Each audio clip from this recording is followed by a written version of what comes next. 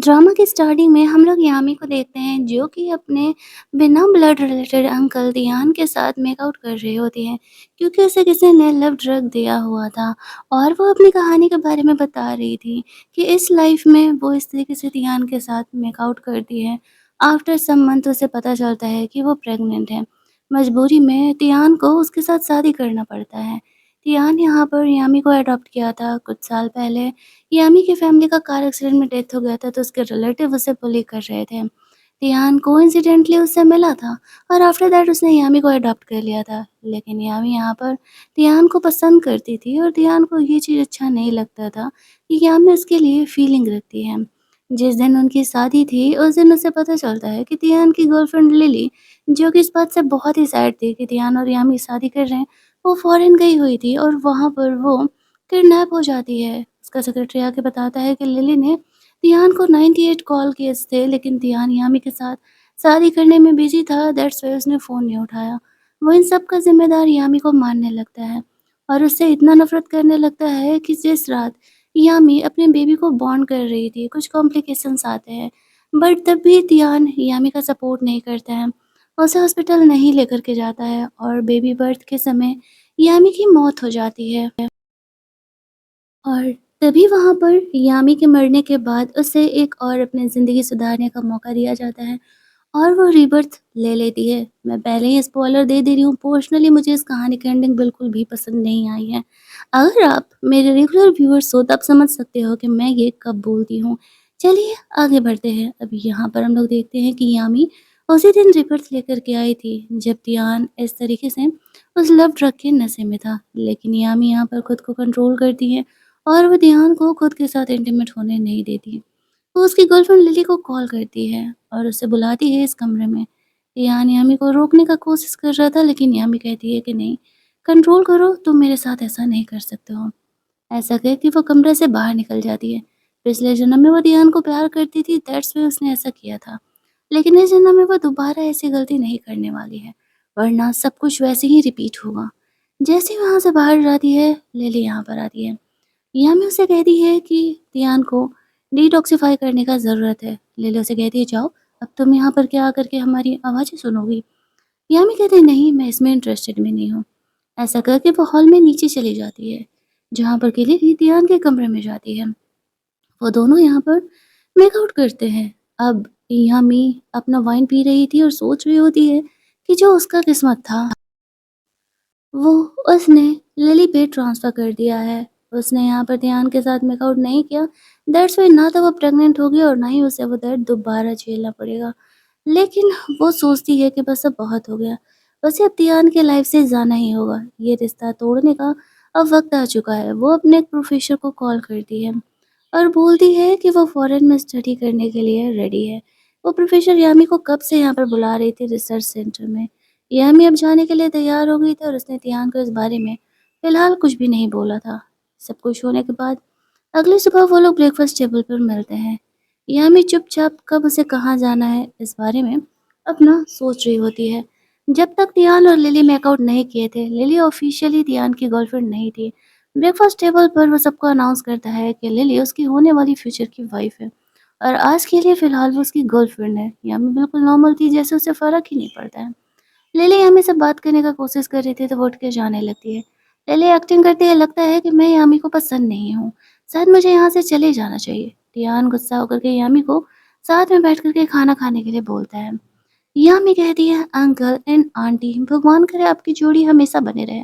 फिलहाल मेरा पेट भर चुका है, मुझे और भी काम है तो मैं अपने कमरे में जाना चाहती हूँ। ऐसा कह के वो वहाँ से चली जाती है। टियान को यामी का बिहेवियर बहुत ही बदला बदला सा लग रहा था। उसे पिछली बार याद आता है कि जब लिली जब भी उसे परसों करती थी तो यामी पूरे घर में तमाशा फैला दिया करती थी और आज वो खुद ही यहाँ पर उन दोनों को अंकल आंटी बना करके उनके रिश्ते को ओके बोल रही है।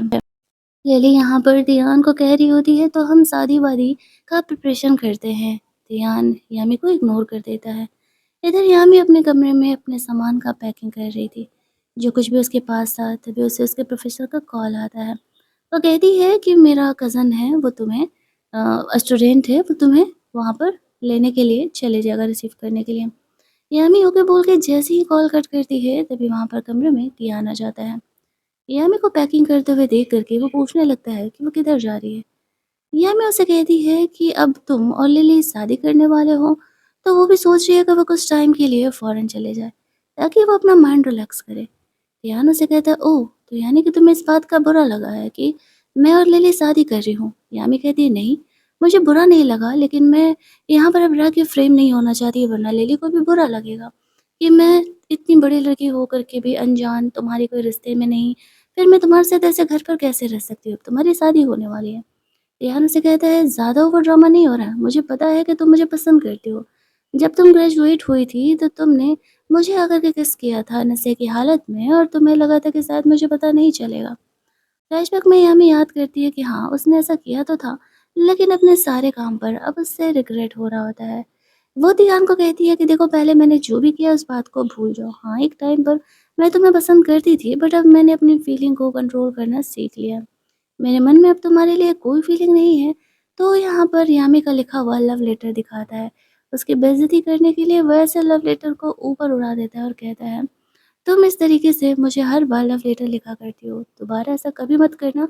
तुम्हारी आखिरी गलती समझ करके मैं तुम्हें माफ़ कर रहा हूँ। मैं नहीं चाहता कि मेरी वाइफ मुझे और तुम्हारे रिश्ते को गलत समझे। यामी कह देती है, ठीक है, जैसे तुम्हारी मर्जी। वो तियान को नहीं बताती है कि जिस दिन उसने अपने शादी करने का सोचा है, उसी दिन यामी यहाँ से जा रही है। वो यामी का इंसल्ट करते हुए कहता है, आई नो कि तुम मुझे पसंद करती हो, लेकिन मैंने सिर्फ तुम्हें अडॉप्ट किया है एक एहसान मान करके। मुझे तुम पर तरस आया था, मेरे मन में तुम्हारे लिए कोई फीलिंग नहीं है। लिली ही वो लड़की है जिससे कि मैं प्यार करता हूँ।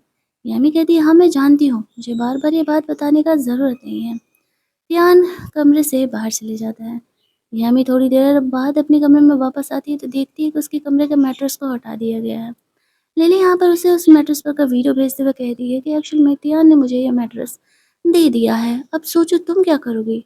यामी को याद आता है, जब इस घर में आई थी तब तियान ने उसके लिए ये काफ़ी महंगा मैट्रेस मंगाया था और बोला था कि ये मैट्रेस 1 मिलियन का है और मैंने स्पेशली तुम्हारे बेड के लिए कस्टमाइज करा है। यामी बहुत खुश थी क्योंकि मॉम डैड के जाने के बाद तियान पहला इंसान था जो कि उसके उसका इतना केयर कर रहा था, उसका ख्याल कर रहा था। लेकिन वक्त बदलते देर नहीं लगता। यामी को इन चीज़ों का कुछ ख़ास फ़र्क नहीं पड़ रहा था। तियान कमरे में आता है, मैट्रेस ना देख कर के वो यामी को एक्सप्लेन करता है कि लिली की कमर पर प्रेशर पड़ रहा था, दैट्स व्हाई उसने उसका मैट्रेस दे दिया। यामी के लिए दूसरा मैट्रेस ला दिया जाएगा। यामी कहती है, तुम्हें इतनी फ़िक्र करने की ज़रूरत नहीं है, मैं एडजस्ट कर लूँगी, क्योंकि वो जानती थी कुछ दिनों की ये बात है और कुछ दिनों में उसे ये घर छोड़ कर के जाना ही है। ध्यान कहता है कि तुम ऐसा बिहेव क्यों कर रही हो? मुझे लग रहा है कि तुम मुझे इग्नोर कर रही हो। यामी कहती है कि मैं तुम्हें इग्नोर नहीं कर रही, तुम अंकल हो मेरे। तुम्हें इग्नोर करके भला मैं कहाँ ही जा सकती हूँ। बट अपनी गर्लफ्रेंड को समझा देना कि वो बेवजह मुझे प्रोवोक करना बंद करे। वैसे भी जब तुम्हारी शादी होने वाली है तो मैं कुछ दिनों में खुद ही यहाँ से जा रही हूँ। लेकिन ध्यान को लगता है वो तो बस बाहर ट्रिप पर जा रही है। अगले दिन जब यामी यहाँ पर फूल में पानी डाल रही होती है तब लिली तियान को बताती है कि वो प्रेग्नेंट है। तियान ये सुन करके शॉक्ड और खुश दोनों हो जाता है। इस बात को 1 महीने बीत चुके थे और यामी का भी जाने का वक्त पास आ गया था। तियान अनाउंस करता है कि वो कल लिली से शादी कर रहा है और कल यामी भी यहाँ से निकल रही थी। यामी इस ये पर कोई रिएक्शन नहीं देती है तो तियान उसे कहता है, कल शादी है मेरी, कुछ ड्रामा नहीं होना चाहिए। यामी उसे कॉन्ग्रेचुलेट विश कर देती है। नेक्स्ट डे पूरे घर को सजाया जा रहा था। तियान और लिली की शादी थी। तियान को पता नहीं था कि यामी घर छोड़ कर के जाने वाली है।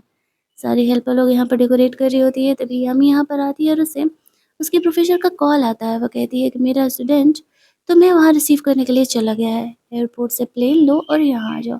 यामी ओके बोल करके अपना सामान थोड़ा मोड़ा पैक करने लगती है। तियान उसे ढूंढते हुए कमरे में जाता है तो देखता है कि यामी ने उसके कोई भी गिफ्ट को साथ नहीं रखा हुआ है। यामी को वो कहता है, मुझे पता है कि तुम अभी मुझसे इतना प्यार करती हो कि तुमने इन 10 सालों में मेरे दिए हुए एक भी गिफ्ट को ओपन अप नहीं किया, क्योंकि वो खराब हो जाएँगे। यामी उसे कहती है कि ऐसा कुछ भी नहीं है, और अगर है भी तो पहले था। वो उन गिफ्ट को कचरे में डालने के लिए उठा कर के रख रही होती है।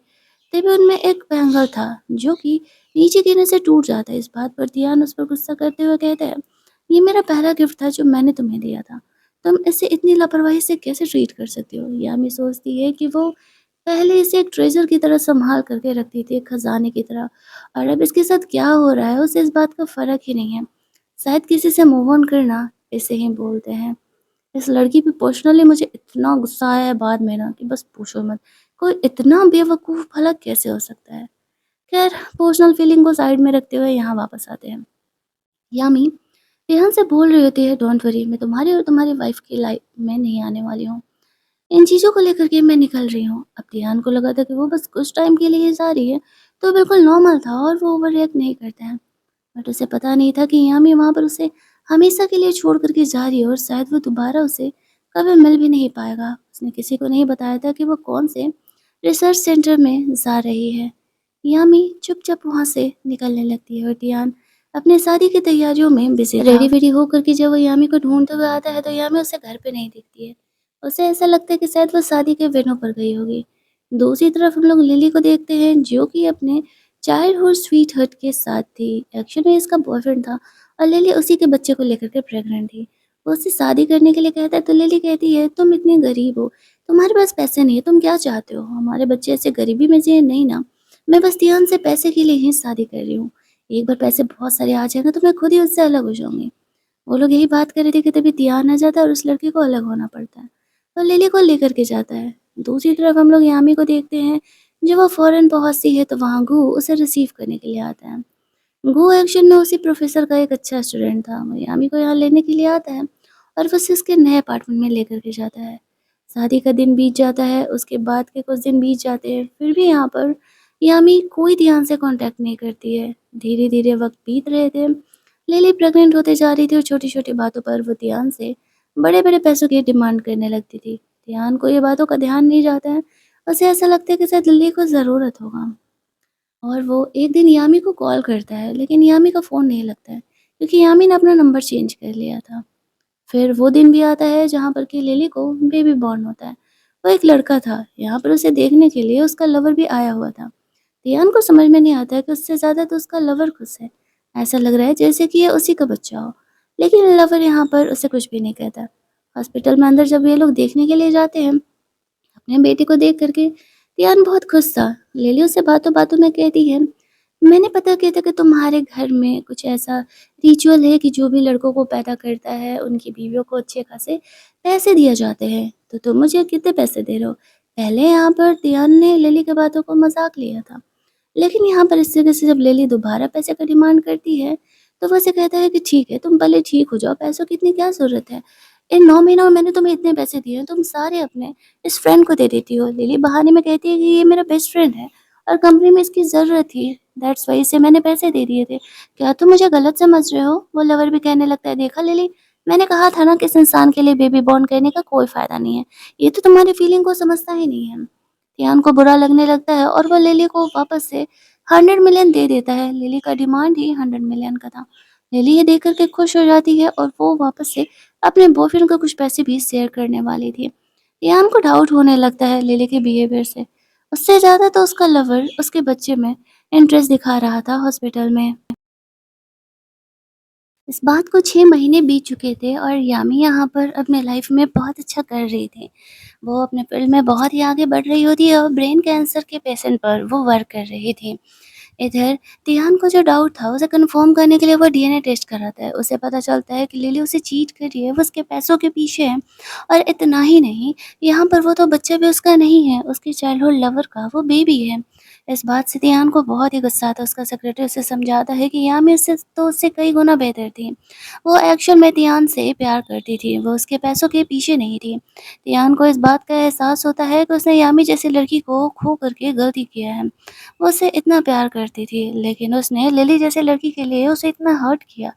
वो लिली से तुरंत ही डिवोर्स लेने का डिसाइड करता है। उसका सेक्रेटरी से बोलता है, मुझे पता लगा है कि यामी किस कॉलेज में अपनी आगे स्टडीज़ को कंप्लीट कर रही है। तियान तुरंत ही यामी से मिलने जाने का डिसाइड करता है, इस ओवर कॉन्फिडेंस के साथ कि वो यामी को मना ही लेगा। इधर हम लोग यामी को देखते हैं, ज्योति के कॉलेज में छुट्टियां होने वाली थी। उसका प्रोफेसर उसे कहती है कि तुम्हें घर जाना चाहिए। यामी उसे कहती है, मेरे कोई रिलेटिव है नहीं, मेरे अंकल की शादी हो चुकी है और वो उनकी शादीशुदा जिंदगी में कबाब में हड्डी बन के नहीं जाना चाहती। उसकी जो प्रोफेसर थी यामी की जोड़ी भिड़ाना चाहती थी, लेकिन यामी मना कर देती है। तभी यामी का नए नंबर पर टियान का कॉल आता है। वो उसे कॉल करके कहता है, मैंने लिली से डाइवोर्स ले लिया है और मुझे अपनी गलती का एहसास है। यामी उसे कहती है, अंकल अब ये बातें मुझे बताने का कोई फ़ायदा नहीं है। एक टाइम पहले मैं आपसे प्यार करती थी, लेकिन अब मेरे मन में आपके लिए कोई फ़ीलिंग नहीं है और आप सिर्फ़ मेरे अंकल हैं। मैं अपनी लाइफ़ में मूव ऑन कर चुकी हूँ और आप भी अपनी लाइफ़ में मूव ऑन करिए। यामी अपनी बुरी ज़िंदगी में वापस से नहीं जाना चाहती थी। जो कुछ भी उसके साथ पिछले जन्म में हुआ था, वो सब कुछ तियान उसे बताता है कि इस तरीके से लिली से वो अलग हो चुका है, लेकिन यामी उसे साफ़ तौर से मना कर देती है कि वो उसमें अब बिल्कुल भी इंटरेस्टेड नहीं है। तियान यहाँ पर यामी को ढूँढते हुए उस कॉलेज के लिए निकल रहा था। रास्ते में यामी से बात करने के बाद बैटरी कम होने की वजह से उसका फ़ोन ऑफ हो जाता है। इधर एक लड़का यामी को प्रपोज़ करने का कोशिश कर रहा था, लेकिन यामी उसे मना कर देती है और कहती है कि वो उसमें इंटरेस्टेड नहीं है। लेकिन वो लड़का बहुत ही बदमाश था और यामी के पीछे पड़ जाता है और बोलने लगता है कि इतना भाव खाने की क्या ही ज़रूरत है? वो तो मेरे जैसा लड़का है जो कि तुम्हें प्यार कर रहा है। इस बात पर वो उसे कहती है कि मुझे तुम्हारे एहसान की कोई ज़रूरत नहीं है और तुम अपना प्यार अपने पास ही रखो। लेकिन वो लड़का बहुत ही बदतमीज़ था और यहाँ पर वो यामी के साथ बदतमीज़ी करने लगता है। तभी वहाँ पर तियान यामी की हेल्प के लिए आ जाता है और उस लड़के की पिटाई लगाता है। वो लड़का जानता नहीं था तियान कौन है। किस्मत यहाँ से किस तरीके से बदलती है, ये हम लोग देखने वाले हैं। जो कुछ तियान ने किया था, अब कर्मा लौट करके उसके पास आ रहा है। वो उस लड़के की पिटाई लगाता है और कहता है, तुम्हारी हिम्मत कैसे हुई यामी को बुली करने की? मार खाने के बाद वो लड़का काफ़ी घबरा जाता है। यामी गुस्से में आकर के तियान को डाँटते हुए कहती है, तुम्हें किसने कहा ये सब कुछ करने के लिए? तुम मेरे लाइफ में इंटरफेयर मत करो। फिलहाल तो वो लड़का वहाँ से चले जाता है। लेकिन यामी तियान को ऐसे रोकती है तो वो उसे कहने लगता है कि क्या तुम इसे पसंद करती हो? जो तुम इसकी वज़ह से मुझे डाँट रही हो। यामी उसे कहती है ये मेरा पर्सनल मैटर है और वो उसे क्यों ही बताए। यामी तियान को साफ तौर से खुद से अलग होने के लिए कह रही थी, लेकिन तियान इतना ज़िद्दी था कि वो कुछ भी सुनने के लिए तैयार ही नहीं था। सारे यहाँ पर गॉसिप करने लगते हैं कि तियान कौन है, उसका यामी के साथ क्या रिलेशनशिप है, जो कि वो इस तरीके से उससे ओवर प्रोटेक्टिव हो रहा है। तियान यामी के पीछे-पीछे जाता है, वो गुस्से में तियान को दाँत काट लेती है। यामी उसे हग करते हुए कहता है, आई नो कि तुम्हें मैंने बहुत हर्ट किया है, लेकिन तुम मुझे मार सकती हो, डाँट सकती हो, मुझे छोड़ कर के जाने का बात मत करो, मुझे मेरी गलती का एहसास है। यामी कहती है, तो तुम्हारे इस एहसास का मैं क्या करूँ? मुझे तुम्हारे साथ नहीं रहना है। तुम्हें सीधी-सी बात समझ में नहीं आती क्या? तियान उसे बताता है कि किस तरीके से लिली ने उसे चीट किया था, उसका वो तो बेबी भी नहीं था और वो उसके लवर का बेबी था। तियान ने क्या सोचा, वो 4 जगह मुँह मार लेगा, अपने शौक पूरा कर लेगा और फिर वो यामी के पास वापस लौटेगा, तो वो उसे एक्सेप्ट कर लेगी। फिलहाल तो यही था कि यामी उसे एक्सेप्ट करने के लिए तैयार नहीं थी। तियान उसके लिए रिंग भी लेकर के आया था, उसे प्रपोज़ करने के लिए। यामी का एक टाइम पर सपना था, जहाँ पर कि तियान एक्शन में उसे कन्फेस करे और वो उसकी वाइफ़ बने। लेकिन इसी को कहते हैं कर्मा और अब वो बिल्कुल भी तियान के साथ नहीं रहना चाहती है। तियान जब ऐसा करता है तो वो साफ़ तौर से उसे रिजेक्ट कर देती है और कहती है कि मेरे मन में अब तुम्हारे लिए कोई फीलिंग नहीं है। मैं तुमसे मूव ऑन कर चुकी हूँ, प्लीज़ मेरे लाइफ़ में और पंगे क्रिएट करने के लिए तुम मत आओ। ऐसा कहते हुए वो उसे वहाँ से जाने के लिए कहती है और तियान को धक्का-वक्का दे देती है। तियान यहाँ पर यामी को हग कर लेता है और कहता है कि वो उसके लिए वेट करने के लिए तैयार है। उसे पता है कि यामी सिर्फ़ हर्ट है, वो उससे गुस्सा है और वो उसे माफ़ कर देगी। यामी उसे कहती है, तुमने लिली को लेकर के मेरा कम इंसल्ट नहीं किया है, मुझे दोबारा उस ज़िंदगी में नहीं जाना है। ऐसा कहते वो वहाँ से चली जाती है। यहाँ पर बेहोश था, उसका सेक्रेटरी जल्दी-जल्दी उसे हॉस्पिटल लेकर के जाता है, जहाँ पर कि उसे अपनी ज़िंदगी का सबसे शॉकिंग न्यूज़ मिलता है। उसे होश आते ही वो यामी को ढूँढते हुए वापस जाने का ज़िद कर रहा था, जहाँ पर कि डॉक्टर्स उसे बताते हैं कि तियान को ब्रेन ट्यूमर है। तियान ये सुनकर के शॉक्ड हो जाता है, वो सोचता है कि शायद उसे अपनी गलती का सज़ा मिल रहा है। उसका सेक्रेटरी उसे समझाता है कि यामी इसी प्रोजेक्ट पर काम कर रही है और वो उसे ट्रीट कर सकती है। लेकिन ध्यान उसे कहता है कि नहीं, मैं उसके पास नहीं जा सकता, वो मुझसे प्यार नहीं करती। डॉक्टर समझाते हैं कि ध्यान के पास सिर्फ 1 महीने का वक्त है। वो कहता है काफ़ी है, वो यामी को सपोर्ट करने का सोच रहा होता है। इधर यामी अपने इस प्रोजेक्ट के लिए और कुछ इन्वेस्टमेंट ढूँढ रही होती है। ये बात ध्यान को पता चलता है तो वो उसका हेल्प करने का डिसाइड करता है। लेकिन बिना बताए, क्योंकि अगर बता के करता तो यामी कभी उसको एक्सेप्ट नहीं करती। दूसरी तरफ हम लोग देखते हैं कि जो लड़का गू था, वो यहाँ पर यामी में कुछ ज़्यादा ही इंटरेस्ट दिखा रहा होता है। वो लोग मैडम से बात कर रहे थे तो मैम उसे कहती हैं कि हमें बिज़नेस डीलिंग के लिए कुछ बिज़नेसमैन को ढूँढना होगा, जो कि हमारे इस प्रोजेक्ट में इन्वेस्टमेंट करे। गू यामी को अपने साथ उस पार्टी में चलने के लिए बोलता है। यामी थोड़ा नर्वस थी, लेकिन गू के कहने पर उस पार्टी में जाने के लिए रेडी हो जाती है ताकि इन्वेस्टमेंट के लिए कुछ पैसे का वो इंतज़ाम कर सके। इधर ध्यान यामी को दिया हुआ ब्रेसलेट जो कि यामी से टूट गया था, उसे बनवा करके अपने पास रखा हुआ था। उसके कहने पर उसके सेक्रेटरी ने टियान के मतलब दूसरे कंपनी में अपना पैसा डाला था और उस बॉस को बोला था यामी के इस प्रोजेक्ट में इन्वेस्टमेंट करने के लिए। वो बॉस रेडी हो जाता है। टियान की हालत और ज़्यादा इधर खराब होने लगती है। पता चलने के बाद तो बीमारी लगता है मानो कुछ ज़्यादा ही बढ़ गई है। उसके सर में हमेशा दर्द होता है और वो मोस्टली खून की उल्टियाँ करता था। फिर भी वो इन चीज़ों को छुपा करके रखना चाह रहा था। यामी का हेल्प वो कर रहा था और सोच रहा था कि शायद इस वजह से वो अपनी गलतियों की सज़ा यहाँ पर भुगत सकता है। उसका सेक्रेटरी ध्यान का बात मान करके वहाँ से चले जाता है। उस बॉस के पास पैसा पहुँच जाता है। ध्यान से पर्सनली उससे बात किया था तो वो टियान को बोलता है डोंट वरी बॉस, जैसा आपने कहा है वैसा ही होगा। फिर वो अपने सेक्रेटरी को कहता है कि आज पार्टी में यामी नाम के एक बंदे आने वाले हैं और हमारी कंपनी की तरफ से उसके इस प्रोजेक्ट में हमें इन्वेस्टमेंट करना है। वो सेक्रेटरी उसका बात मान करके वो पार्टी अटेंड करने के लिए चले जाता है। टियान ने अपने आप को हिडन रखा था। यामी उस पार्टी को अटेंड करने के लिए ड्रेस लेने के लिए जाती है। उसे एक ड्रेस काफ़ी खूबसूरत लगता है। वो उस ड्रेस को चेक कर रही होती है खरीदने के लिए, तभी वहाँ पर लिली आ जाती है। वो कहती है कि यहाँ मैं इसे खरीद नहीं सकती क्योंकि उसकी औकात नहीं है। और उस ड्रेस को खरीदने के लिए तियान का ही दिया हुआ कार्ड दिखाते हुए कहती है, देखो तियान ने मुझे इतने सारे पैसे दिए हैं। यामी हंसते हुए कहती है कि तुम्हें तियान ने डिवोर्स दे दिया है और फिर भी तुम यहाँ पर आकर के ये शो कर रही हो कि तुम उसकी वाइफ हो। तुमसे घटिया इंसान तो मैंने देखा ही नहीं। लिली सबको ये कहती है कि मेरे और दियान के बीच में तो सिर्फ छोटी-सी लड़ाई झगड़े ही हुआ है। हम दोनों के बीच कोई डिवोर्स जैसी चीज़ें नहीं हुई हैं। सारे लोग यहाँ पर यामी को गलत ठहरा रहे होते हैं, तभी वहाँ पर तियान आ जाता है। तियान जब यामी को सपोर्ट करता है तो सबको और लगने लगता है यामी गलत है, वो तियान और लिली के बीच में आने का कोशिश कर रही है। तियान का हालत यहाँ पर थोड़ा खराब होने लगता है। वो लिली को डाँटते हुए बोलता है कि ऐसा हरकत मत करो। शुक्र मनाओ कि मैं तुम्हें जेल नहीं भेज रहा। सब यहाँ पर यामी को गलत ठहराते उस पर अटैक कर रहे थे। तियान बीच में आ जाता है, उसके सर पे चोट लग जाता है। यामी को सेव करने में उसने ऐसा किया था। लिली अब भी कह रही होती है कि हमें पता है तुम तियान को पसंद करती हो, लेकिन हम दोनों हस्बैंड वाइफ हैं, तो तुम हमारे बीच में आने का कोशिश कर रही हो। तियान यहाँ पर लिली को चुप ही रहने के लिए कहती है। यामी यहाँ पर कहती है कि मुझे इन बातों से कोई फ़र्क नहीं पड़ रहा। वहाँ से जाने लगती है। तियान यहाँ पर बेहोश हो जाता है। लिली उसे सँभालती है और इस तरह से दिखाती है कि तियान उसे हक किया हुआ है। यामी को थोड़ा-सा भी बुरा लग रहा था, वो सोच नहीं पाती है कि इस बात को 1 साल होने वाले हैं, फिर भी वो तियान से मूव ऑन क्यों नहीं कर पाई है। वो जाने लगती है तभी देखती है कि तियान नीचे गिर के बेहोश हो गया है। अब वो एक डॉक्टर भी थी, वो आती है चेक करने के लिए। तियान का हालत देख कर के वो समझ जाती है कि इसे ज़रूर ही कोई प्रॉब्लम है, इसके बॉडी में ऑक्सीजन नहीं जा रहा है।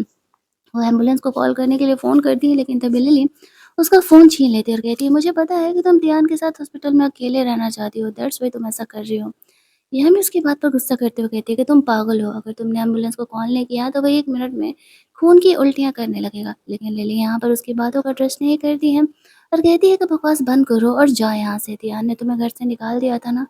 लिली कहती है ठीक है जैसे तुम्हारी मर्ज़ी। लेकिन जैसे वह जा रही थी तब तक 1 मिनट हो चुके थे और सच में यहाँ पर तियान खून की उल्टी करने लगता है। वो जल्दी-जल्दी एम्बुलेंस को कॉल करके बुलाती है। तियान को हॉस्पिटल लेकर के जाया जाता है। अब यामी को फ़िक्र हो रहा था कि तियान को हो क्या गया है, जो वो इस तरीके से बिहेव कर रहा है। तभी यहाँ पर हम लोग देखते हैं कि लिली यामी को डाँटते हुए कहती है, तुम्हें हॉस्पिटल आने की ज़रूरत नहीं है, मैं देख लूँगी। नर्स लिली को वहाँ से लेकर के जाती है। हॉस्पिटल में जब यहाँ पर तियान को होश आता है तो वो लिली पर गुस्सा करते हुए कहता है कि वो अगर उसके और यामी के बीच में आने का कोशिश नहीं करेगी तो वो इस बार फाइनली उसे जेल भेज देगा। लिली कहती है, मेरा एक्सप्लेनेशन तो सुन लो। एक्चुअल में मेरे बॉयफ्रेंड ने मुझे ब्लैकमेल किया था इसे पुश करने के लिए। मैं मजबूर थी। तियान उससे कहता है, अच्छा मैं यहाँ पर तुम्हें उल्लू दिखता हूँ? ये सर पे मेरे सी लिखा हुआ है, जो तुम यहाँ पर मुझे ऐसे उल्लू बनाने का कोशिश कर रही हो। फुट लो यहाँ से, दोबारा अपना शक्ल कभी मत दिखाना। लेकिन ये लिली इतनी बेशर्म थी कि वो तियान के लाइफ से जाने का नाम ही नहीं लेने वाली थी। वो पूरी कोशिश कर लेती है एंड एंड तक कि वो वापस से तियान से दोबारा शादी कर सके, क्योंकि उसे गरीबों की ज़िंदगी जीनी नहीं थी और वो अमीरों की ज़िंदगी तो उसका बॉयफ्रेंड उसे कभी दे पाने से रहा। दूसरी तरफ वो पहुंच जाती है यामी का रिसर्च सेंटर। जाकर के वहाँ पर बवाल करने लगती है कि यामी एक मिस्ट्रेस है। वो उसके और उसके हस्बैंड के रिलेशनशिप को ख़राब करने का कोशिश कर रही है। जो लोग यामी को नहीं जानते थे वो लिली के बातों का ट्रस्ट करने लगते हैं, क्योंकि लिली यहाँ पर खुद को तियान की वाइफ बता रही होती है। लेकिन तभी वहाँ पर यामी आती है। लिली की इन हरकतों को देख कर के हँसने लगती है, वो कुछ ज़्यादा ही बकवास कर रही थी। पास में पोछा का पानी रखा हुआ था, यामी उसे देखते ही उसे एक आइडिया आता है। वो लिली के पास जाती है और वो पोछा का पानी लेकर के लिली के ऊपर फेंक देती है और कहती है कि इतना तुम कचरा फैला ही रही थी, तो मैंने भी सोचा थोड़ा मैं तुम्हारा और हेल्प कर देती हूँ कचरा फैलाने में। लिली उस पर गुस्सा करने लगती है। तो यामी उसे कहती है कि तुम तो खुद ही एक चीटर होती है, हमसे शादी करके तुमने उसे धोखा दिया। अपने बेस्ट फ्रेंड के बच्चे को तुम तियान का बच्चा बता रही थी। जब तियान ने तुम्हें डाइवोर्स दे दिया, तब तुम यहाँ पर तमाशा करने के लिए आई हो। कैसी औरत हो तुम? जब सबको लिली के बारे में ये सच्चाई पता चलता है, तो सब लिली को भला-बुरा कहने लगते हैं। लेकिन वो टेबल को टर्न करने का कोशिश कर रही थी। वो जो लड़का था, जो कि यामी के साथ फ्लर्ट कर रहा था, वो यहाँ पर आकर के यामी से बदला लेने के लिए लिली का सपोर्ट करने लगता है। उसकी हालत देख कर के यामी कहती है, "पहले तो तुम खुद एसटीडी लेकर के घूम रहे हो। जाके चेकअप कराओ वरना मारे जाओगे।" तभी वहाँ पर हॉस्पिटल की डीन आती है, उस पेशेंट को देख कर के वो समझ जाती है कि यामी ने सही कहा। पहले तो उसे जॉब से निकालती है क्योंकि वो फीमेल एम्प्लॉयी को हैरेस कर रहा है और कहती है कि यामी ने तुम्हें सही बताया है, तुम्हें चेकअप की ज़रूरत है। ऐसा कहते हुए वो उसे वहाँ से जाने के लिए कहती है। फिर वो लिली को कहती है, "अगर तुम्हें जेल नहीं जाना है, तो यहाँ से चली जाओ, तुम मेरे हॉस्पिटल में आके तमाशा नहीं कर सकती।" लिली निकल कर के तियान के पास जाती है। तियान उस पर कहता है कि तुमने दोबारा अगर यामी को परेशान किया, तो तुम्हारे लिए सही नहीं होगा। मैं तुम्हें माफ़ इसलिए कर रहा हूँ ताकि यामी की पढ़ाई डिस्टर्ब ना हो। तुम बार-बार वहाँ जाकर के उसे परेशान मत करो वरना मैं तुम्हें छोड़ने नहीं वाला हूँ। लिली फ़िलहाल वहाँ से चली जाती है, लेकिन यामी को तियान की थोड़ी फ़िक्र हो रही थी। गो यामी को हॉस्पिटल छोड़ने के लिए जाता है। हमें गो की असलियत पता चलती है कि वो यामी के साथ इसलिए है क्योंकि उसे पता था कि उसके एक कॉल से तियान ने इस तरीके से उस कंपनी में, उस पार्टी में इन्वेस्टमेंट कर दिया, तो यामी उसे अमीर बना सकती है। जब वो हॉस्पिटल में जाती है, तब लिली वहाँ से निकल रही थी और वह लड़की अपने गले पर बने निशान को दिखाते हुए यामी को झूठ बोल देती है कि तियान ने उसे लव कर दिया। वो दोनों तो अभी मेकआउट ही करके आ रहे हैं। ये बातें सुनकर के यामी को लगने लगता है कि शायद वो उसका केयर करके गलत कर रही है। ये इंसान कभी सुधरने वाला नहीं। तभी वहाँ पर तियान आ जाता है। वो यामी को देख करके कहता है, लिली ने तुम्हें जो भी कहा है झूठ कहा है। यहाँ पर वो देखता है कि यामी उसके लिए लंच बना के लेके आई है। उसे याद आता है कि पहले वो ऐसा करती थी, तो उसे मना कर दिया करता था। तभी वहाँ पर गू यामी के सपोर्ट में वापस से आ जाता है। ध्यान उस पर गुस्सा करने लगता है। तो यामी उसे थप्पड़ मारते हुए कहती है कि ये बॉयफ्रेंड है मेरा और मैं उसके लिए यहाँ पर आई हुई थी, ना कि तुम्हारे लिए। गू भी यहाँ पर सिचुएशन का फ़ायदा उठाते हुए यामी का साथ दिखाता है। ध्यान की हालत ख़राब हो रही थी, तो यामी उसे वो सूप जो बनाई थी दे देती है। पहले ध्यान उसका कदर नहीं करता था और अब वो सूप के लिए मरे जा रहा है। वो गुस्सा होकर के लिली को वहाँ से जाने के लिए कहता है। गो यामी से कहता है कि तुम मेरी रियल गर्लफ्रेंड बन जाओ। यामी उसे मना कर देती है। मना करने के बावजूद भी वो उसे किस करने के लिए आगे बढ़ता है, तो यामी उसे धक्का देते हुए सॉरी बोलते हुए वहाँ से निकल जाती है। अब ये देख कर के गो को गुस्सा आने लगता है कि ये लड़की इतना ज़्यादा एटीट्यूड किस चीज़ का दिखा रही है। वो वहाँ से जाती है तो वो देखती है कि उसकी ग्रैंडमदर मिलने के लिए आई हुई है। एक्चुअल में जब तिहान ने उसे अडॉप्ट किया था कि उसके कुछ साल बाद ग्रैंडमदर यहाँ पर यामी से मिलने के लिए आई थी। उस एक्सीडेंट के बाद उन्होंने यामी को ढूँढा था। बहुत ढूँढने के बाद वैसे मिले थे, लेकिन यामी तब तिहान से प्यार करती थी, तो वो अपनी आइडेंटिटी हाइड करके तिहान के साथ रहने का डिसाइड करती है। तिहान को लगने लगता है कि लड़की गरीब है, क्या ही चलेगा। इधर तियान और लिली के बारे में जो न्यूज़ चल रहा था, उस बारे में ग्रैंडमदर पूछती है, तो यामी कहती है कि वो दोनों अब डिवोर्स ले चुके हैं क्योंकि लिली ने उसे चीट किया है। ग्रैंडमदर तियान पर गुस्सा करते हुए कहती है कि यामी जैसी अच्छी लड़की को छोड़ कर के और लिली जैसी लड़की के चक्कर में पड़ा था। वो यामी को कहती है कि अब तुम्हें किसी के भी पीछे पड़ने की ज़रूरत नहीं है। वो यामी को नेकलेस गिफ्ट करते हुए पार्टी में चलने के लिए बोलती है। गू भी उस पार्टी में जा रहा था। यामी को वो जानबूझ करके साथ लेकर के जाता है ताकि उसका नाम हो सके। दूसरी तरफ तिहान को पता चलता है कि यामी उस पार्टी में जाने वाली है। उसे लगता है कि शायद उसका खतरा हो सकता है उस पार्टी में। दैट्स व्हाई वो भी उस पार्टी में जाने का डिसाइड करता है। डॉक्टर्स के मना करने के बावजूद भी डॉक्टर्स का कहना था कि उसकी हालत ख़राब हो सकती है, फिर भी वो कुछ भी सुनने के लिए तैयार नहीं था। इधर वो रेडी-वेडी होकर के अपनी बीमारी छुपाते हुए वहाँ पहुँचता है। तभी लिली यहाँ पर तियान के साथ आ जाती है। सबको ये कहने के लिए कि एक्चुअली उन दोनों के बीच सिर्फ़ छोटे-मोटे लड़ाई झगड़े हुए थे, वो दोनों अलग नहीं हुए थे। यहाँ पर यामी भी गो के साथ आती है। यामी को गो के साथ देख करके तियान उसे मना करता है कि ये लड़का सही नहीं है, तुम उसके साथ मत रहो। लेकिन यामी उसे कहती है कि उसे भी समझ है कौन सही है और कौन गलत। ध्यान के उसके लाइफ में अब कोई इम्पैक्ट नहीं है और वो उसे ज्ञान नहीं दे सकता है। ऐसा कहते हुए वो गू को अंदर पार्टी में लेकर के जाती है। ध्यान लिली पर गुस्सा करने लगता है कि वो अपनी हद में रहे। वो तो बस यहाँ पर इस पार्टी में आया था अपना इमेज खराब ना हो, इसी वजह से वो लिली को साथ लेकर के आया था। लेकिन ज़्यादा सर पे चढ़ने की ज़रूरत नहीं है। इधर इस इंसान को पता चलता है कि ध्यान भी उस पार्टी में आया हुआ है, तो वो पर्सनली उस पार्टी में चले जाता है ध्यान से मिलने के लिए।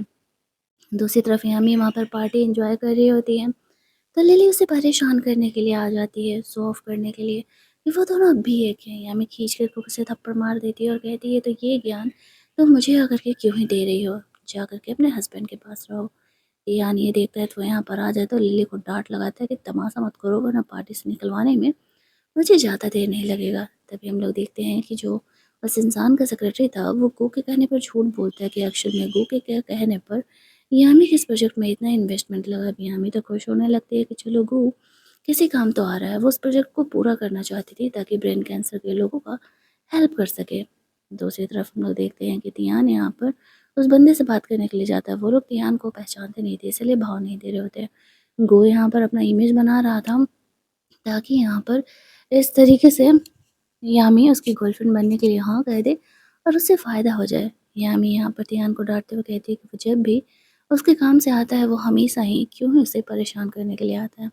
उसे याद आता है कि पहले तियान कभी उसकी तबीयत का फिक्र नहीं करता था।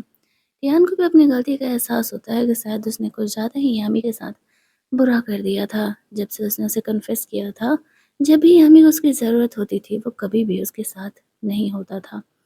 यहाँ पर इस तरीके से सब टियान का इंसल्ट कर रहे होते हैं, लेकिन जैसे ही वो बंदा यहाँ पर आता है जिसने कि टियान के कहने पर यामी के प्रोजेक्ट में इन्वेस्टमेंट किया था, वो टियान को देखते ही पहचान जाता है और उन लोगों पर गुस्सा करने लगता है।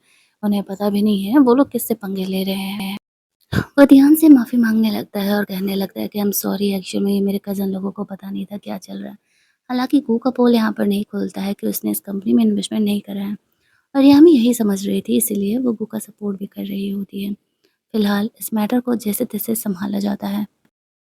दूसरी तरफ यामी अपनी ग्रैंडमदर के साथ थी। ग्रैंडमदर कहती हैं कि मैं कह रही थी मुझे पार्टी में ले चलो, कोई तुम्हें बुली नहीं करता। यामी कहती है कि नहीं, मैं ठीक हूँ। वो यहाँ पर ऐसे चोट लगने की एक्टिंग करने लगता है, जब ध्यान ने इसकी पिटाई की थी और ग्रैंडमदर को लगने लगता है कि वो जेनुइनली यामी से प्यार करता है, तो वो उन दोनों को रिश्ता बनाने का बात कर रही थी। लेकिन यामी साफ तौर से मना कर देती है कि अभी फ़िलहाल वो प्यार मोहब्बत में पड़ना नहीं चाहती, वो अपने करियर पर फ़ोकस होना चाहती है। ग्रैंडमदर को यामी की फ़िक्र हो रही थी कि कोई तो हो उसके लाइफ में जो एक्चुअल में उसका केयर करे।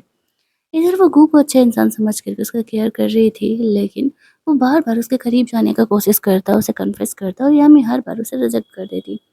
एक बार तो वो बदतमीज़ी भी करने पर पड़ गया था, तो यामी उसे थप्पड़ मारते हुए वहाँ से बाहर निकल जाती है। यहाँ पर उससे मिलने के लिए लिली आती है। हमें पता चलता है कि लिली और गू दोनों साथ मिल कर के काम कर रहे थे। वो गू को लव डोज़ देती है और यामी को कहती है इसे दे कर के तुम उसके साथ मेकआउट करो, उसे प्रेग्नेंट करो, फिर वो तुमसे शादी करने के लिए मजबूर हो जाएगी। वो तुरंत ही इस बात के लिए मान जाता है। सीन कट होता है, अगले सीन में हम लोग देखते हैं कि गू ग्रैंडमदर को भी मना लेता है यामी के साथ अकेले डिनर डेट पर जाने के लिए। ग्रैंडमदर को भला क्या ही पता था, वो तो उसे अलाउ कर देती है ये सोचते हुए कि शायद यहाँ पर उन दोनों के बीच के रिश्ते थोड़े ठीक हो जाएंगे। उन्हें नहीं पता था कि वो उनकी पोती के साथ क्या करने का प्लान कर रहा है। दूसरे सीन में यामी को बताता है कि ग्रैंडमदर ने एक्चुअल में हम तीनों को साथ में डिनर डेट पर चलने के लिए बोला है, तो यामी को अब तक डाउट नहीं था, वो जाने के लिए तैयार हो जाती है। इधर उसी होटल में दियान भी आ रहा था अपने किसी काम से, तो वो लिली को यहाँ पर देखता है। यामी को यहाँ पर देखता है। लिली वापस से दियान के पीछे-पीछे चिपक जाती है। चाह करके भी उससे पीछा नहीं छुड़ा पा रहा होता है। यामी वहाँ पर अंदर पार्टी-वार्टी में जाती हैं जहाँ पर कि ग्रैंडमदर भी आई हुई थी। इसके बाद वो उसे होटल में लेकर के जाने का प्लान कर रहा था। वो लोग यहाँ पर एक ऑक्शन पार्टी में आए हुए थे और उसी ऑक्शन पार्टी में तियान भी लिली के साथ आया हुआ था। तियान को इग्नोर करते हुए यामी अपनी ग्रैंडमदर के साथ थी। थोड़ी देर में जब यहाँ पर ऑक्शन स्टार्ट होता है तब तियान को पता चलता है कि यामी बहुत ही अमीर फैमिली से बिलोंग करती है। वो यामी से कहने लगता है कि अगर वो इतनी अमीर थी तो फिर वो उसके घर पर गरीब बन के क्यों रहा करती थी। यामी कहती है क्योंकि एक टाइम पर मैंने तुमसे प्यार किया था और मैं तुम्हारे साथ रहना चाहती थी, बट अब ऐसा नहीं है। तियान यहाँ पर यामी के लिए कुछ चीज़ें खरीदना चाहता था जिससे कि वो उसे इम्प्रेस कर सके, लेकिन यहाँ पर यामी के ग्रैंडमदर के पास खुद इतने पैसे थे कि उन्हें ध्यान की ज़रूरत नहीं थी। अचानक से ध्यान के सर में काफ़ी तेज़ दर्द होने लगता है, जैसे-तैसे अपने पेन को वो सँभाल रहा होता है। उसकी ज़िंदगी के जितने भी दिन बचे थे, कम से कम वो मरने से पहले वो यामी से माफ़ी माँगने के बारे में सोच रहा होता है कि भले ही वो उसके साथ रिलेशनशिप में ना आए, लेकिन कम से कम वो उसे माफ़ कर दे ताकि वो चैन से मर सके। ग्रैंडमदर यामी को समझाती हैं, "तियान बहुत ही बुरा है और वो उससे दूर ही रहे।" यहाँ पर फिर वो सबको अनाउंस करती है कि यामी उनकी पोती है। सबको पता चल जाता है कि यामी कितनी ज़्यादा रिच है। धीरे-धीरे करके तियान की तबीयत खराब होने दूसरी लगती है। दूसरी तरफ यामी ग्रैंडमदर को हॉस्पिटल लेकर के जाती है। पर पार्टी के बाद वो बहुत टायर्ड हो गई थी, उनकी तबीयत थोड़ी-सी खराब लग रही थी। ग्रैंडमदर यहाँ पर यामी को कह रही होती है कि तुम्हें वो जैसा लड़का चुनना चाहिए, वो सच में मुझे लगता है कि तुमसे प्यार करता है। लेकिन यामी अभी उसके साथ रिलेशनशिप में आने के बारे में नहीं सोच रही होती है। जब वो ग्रैंडमदर के लिए पानी लेने के लिए जाती है, तब वो तियान को हॉस्पिटल में चेकअप करने के लिए देखती है। तो वो सोचती है तियान यहाँ क्या कर रहा है? डॉक्टर उसे बताते हैं कि भले ही तियान पेन किलर पर अपने दिन काट रहा है, लेकिन अगर उसने ट्रीटमेंट नहीं कराया तो वो यहाँ पर मारा जाएगा। तियान यामी के पास जाने से कतरा रहा था। कहीं न कहीं उसे डर था कि वो उसका हेल्प करने से उसे मना कर देगी, या फिर ये इसकी बेवकूफ़ी कह सकते हैं। यहाँ पर वो अपना रिपोर्ट वगैरह चेक करा के वहाँ से बाहर निकलता है। यामी ये देख नहीं पाती है कि वो क्या चेक कराने के लिए गया था। तियान से वो पूछती है। तियान उसे कहता है कि एक्चुअल में उसे ब्रेन कैंसर है और वो मरने वाला है। क्या वो मर जाएगा? तो वो उसके लिए रोएगी। यामी उसे कहती है, मेरी लाइफ में अब जब तुम नहीं हो तो तुम मेरे सामने जियो या मरो, मुझे इस बात से भला क्या ही फ़र्क पड़ता है। तियान को ये बात बहुत ही हर्ट कर देता है। उसकी हालत और ख़राब होने लगती है। लिली यहाँ पर तियान की फ़िक्र करने के लिए आने लगती है और वो यामी के सामने तियान से कुछ ज़्यादा ही क्लोज़ है, ये दिखा रही होती है। वो उन्हें छोड़ कर के वहाँ से चली जाती है। तियान का सेक्रेटरी उसे वापस से हॉस्पिटल में लेकर के जाता है ताकि उसकी जान बचाई जा सके। बातों को इग्नोर करके यामी यहाँ पर ग्रैंडमदर के पास चली जाती है। एक तरफ वो इधर बैठी हुई थी तो उसे गू का कॉल आता है, वो उसे पार्टी में बुलाता है। यामी पार्टी करने के लिए जाती है, दूसरी तरफ तियान का फ़िलहाल ट्रीटमेंट करके उसकी जान बचाई जाती है। उसे होश आता है तो उसे पता चलता है कि यामी क्लब में गो के साथ पार्टी करने के लिए गई है, तो उसे यहाँ पर समझ जाता है कि कुछ ना कुछ खतरा है। गो ने मौके का फ़ायदा उठा करके यामी को वो लव डोज़ दे दिया था। जब वो नशे में थी तो उसे वहाँ से लेकर के जाता है। वो उसका फ़ायदा उठाने का यहाँ पर कोशिश कर रहा था। यामी खुद को सेव कर इससे रही पहले कि गो उसके साथ कुछ कर पाता, तियान यहाँ पर उसे सेव करने के लिए आ जाता है और खुद बीमार होने के बाद भी वो गो की पिटाई लगाता है। यामी देखती है कि तियान एक्चुअल में बहुत ज़्यादा ही बीमार है। बाकी उसका सेक्रेटरी यहाँ पर सँभाल लेता है। तियान वापस से बेहोश हो जाता है। वहाँ पर उसे हॉस्पिटलाइज़ कराया जाता है, जहाँ पर कि यामी को पता चलता है कि तियान एक्चुअल में ब्रेन कैंसर का मरीज़ है। यामी को जैसे ही ये पता चलता है तो वो शॉक हो जाती है। उसका सेक्रेटरी उसे बताता है कि एक्चुअल में तियान उसे बताना नहीं चाहता था, उसकी ज़िंदगी के सिर्फ़ अब कुछ ही दिन बाकी हैं। यामी मन ही मन डिसाइड कर लेती है कि जब तियान उसकी वजह से इंजर्ड हुआ है, तो वो उसे ठीक करके रहेगी। वो भी तियान को अब माफ़ कर चुकी थी। बताओ भला, वो लड़की मर के ज़िंदा हुई है तियान की वजह से, और जब उस लड़की के मरने की बारी आई तब यामी मैडम पिघल कर के मोम बन गई। Oh my God! तियान मेरी वजह से मर रहा है, कुछ तो करना पड़ेगा। चलो यहाँ तक ही ठीक था कि यामी ने तियान को ठीक करने का डिसाइड किया। सेक्रेटरी के सारा वो फ़ाइल ला कर के यामी को दिखा देता है। यामी उसके फ़ाइल पे अच्छे से रिसर्च करती है। उसे इसी बहाने ये भी पता चल जाता है कि उसके रिसर्च सेंटर में एक्चुअल में तियान ने ही इन्वेस्टमेंट किया है। तब वो अपनी मैम से कहती है कि मैम, मैं कैसे न कैसे करके तियान को बचा लूँगी। कहानी था, मिरेकल तो होना ही था। यहाँ पर इस तरीके से वो ध्यान के लिए काम करती है और वो बहुत मेहनत करके फाइनली वो दवा बना लेती है। कुछ दिनों बाद का सीन हम लोग देखते हैं कि ये दवा काफ़ी सक्सेसफुल हो जाता है। सारे रिपोर्टर यहाँ पर आते हैं। यामी ने तियान को माफ़ कर लिया था। हालाँकि उस दवा की वज़ह से तियान की जान तो बचाई जाती है, लेकिन मुझे देख कर के ऐसा लगता है कि शायद वो ब्लाइंड हो चुका है और उसने ऑपरेशन से पहले तियान के लिए लव लेटर लिखा हुआ था, जो कि हमेशा यामी किया करती थी। इस बार तियान ने ऐसा किया था। ये देख कर के उसे माफ़ कर देती है और वो उसके साथ चली जाती है। मुझे ना ट्रस्ट में ये पर्सनली एंडिंग बिल्कुल अच्छी नहीं लगी। तियान को ठीक करके वो छोड़ दे, क्योंकि तियान ने कुछ कम बुरा यामी के साथ नहीं किया था और यामी उसके साथ वापस से रिलेशनशिप में आ जाती है। हमारा ये ड्रामा यहीं पर ख़त्म कर दिया जाता है। कहानी अच्छी लगी होगी, वीडियो को लाइक और शेयर करना मत भूलो। चैनल को सब्सक्राइब कर लेना ताकि यहाँ पर नए वीडियोज़ की नोटिफ़िकेशन आपसे मिस ना हो। चलिए जल्दी से मिल लेते हैं हम लोग एक और मस्त-मस्त वाली कहानी के नए वर्ज़न में। Keep listening.